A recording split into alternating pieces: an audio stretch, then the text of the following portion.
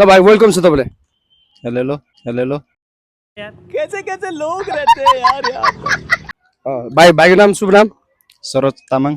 सरोज तामाङ। ल सरोज तामाङ भाइलाई चाहिँ म एउटा क्वेसन सोध्न चाहन्छु है त। सोहन भाइ, मान्छे मरेपछि नाकमा कवच किन हाल्छ?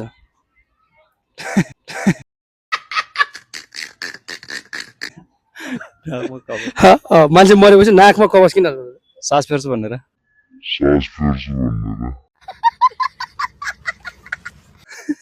मरेको मान्छेले? ए ल ल अर्को फेरि है त। ल मान्छे मरेपछि नाकमा कवच किन हाल्छ त्यो तपाईँले कमेन्ट गर्नु होला है त। अनि फेरि पनि भन्न चाहन्छु मान्छे मरेपछि मान्छेको खुट्टामा किन बाँध्छ? भाग्छ भनेर।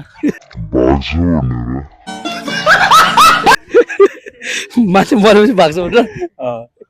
ल गाइस तपाईँहरूलाई थाहा छ भने कमेन्ट गर्नु होला। पक्कै पनि मेरो टिकटकलाई फलो गर्नु भएको छ भने अवश्य पनि फलो गर्नु होला, लाइक गर्नु होला, सेयर गर्नु होला, कमेन्ट गर्नु होला र तपाईँहरूलाई यो कुरा थाहा छ भने चाहिँ कमेन्ट गर्नु होला है त।